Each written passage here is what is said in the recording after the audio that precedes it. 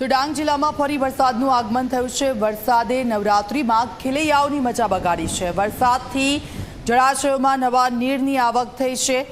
તો માછડી ખાતર બાજ આંબાપાડા સહિતની અનેક જગ્યાએ જળબંબાકાર, અનેક જગ્યાએ કોઝવે પરથી પાણી વહ્યા છે। જિલ્લા વહીવટી તંત્રએ નદી નાળા કોઝવે પરથી પસાર ન થવા માટેની અપીલ કરી છે।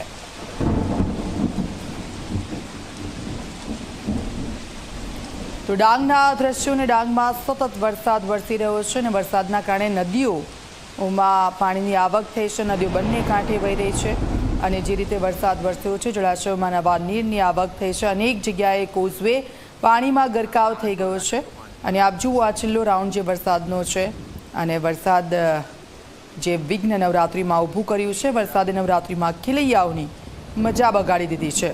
હવામાન વિભાગની આગાહી અને તે પ્રમાણે દક્ષિણ ગુજરાતમાં વાતાવરણ જોવા મળી રહ્યું છે। જે વરસાદ વરસ્યો, ભારે વરસાદના કારણે નદીઓ, જળાશયો ઓવરફ્લો અને આપ જુઓ નદી બંને કાંઠે વહી રહી છે। કોઝવે પાણીમાં, રસ્તાઓ પણ પાણીમાં ગરકાવ।